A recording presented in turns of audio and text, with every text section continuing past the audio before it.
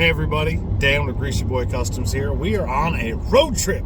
I'm on vacation and I get to look at hot rods, so it's the best of both worlds. We are headed to Pigeon Forge, Tennessee for the rod run. This is the first time I have been there. We're gonna go check it out and hopefully this becomes a yearly thing we do. Let's get on the road. Well, hour into the trip, I'm on the side of the road because my turbo decided to go out of my truck, I think. A little smoky. So here's the deal. This happened to me once about 2 months ago. It smoked like this and then it quit. So I didn't think much of it. Checked the air filter. There was no oil loss when I checked the oil level. Everything looked good.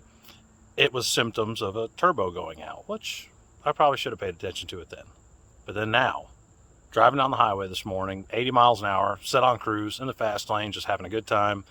And I smoked out Highway 40 so bad that cars had to pull over. So I pulled over. Again, not a significant amount of oil dropping on the dipstick, but definitely burning an excessive amount of oil out of the exhaust and a loss of power. And on top of that, no check engine light, which is kind of strange. All right, we're underneath the truck. Here is our charge air cooler. And you have your two pipes coming from your turbos. Took the clamps loose. We're going to take the bottom one off and take a look. And wouldn't you know it, we got some oil. That's not good. Let's get these things off all the way. We'll go ahead and take this one off too, and the other side, and check it out. And on today's list of things that are not good, the amount of oil that's coming out of my charge air cooler is one of them.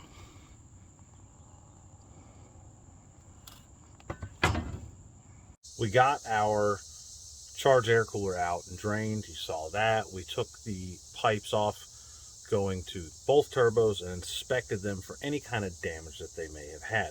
When you're inspecting a turbo, you want to grab the actual shaft and move it and make sure there's not an excessive amount of play, or make sure that when you do move it, it's not scraping or grinding. And we also looked at the fins. You want to make sure the fins don't have any damage, no signs of metal debris or foreign objects in there. We didn't see any of that. So I'm going to show you what we did see.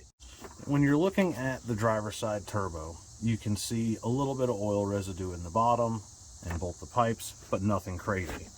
Go over to the passenger side, dry as a bone in there, nothing. So what does this mean? Well, we got it all back together. Everything is cleaned out and dried out. And since we only had around a half quart of oil, which I don't think is that excessive for 120,000 miles and never being emptied, we're going to take it for a spin. So I'm at the gas station right now getting it filled up, and we're going to beat the shit out of it for a little bit and see what happens. So obviously I couldn't show the part where I was hammering on it because that would be irresponsible. So instead I'm going to hold the phone with one hand while driving with the other because that's better. But no smoke out the tailpipes. Everything's doing good. Plenty of power. No issues at all. No leaks underneath. Hunky-dory. I don't know. Should we chance going to Pigeon Forge? Well, we did make it to Pigeon Forge. But here's the thing. I wasn't going to risk taking my truck on a 12-hour round trip, half of which is through the mountains, just to make sure that it worked okay.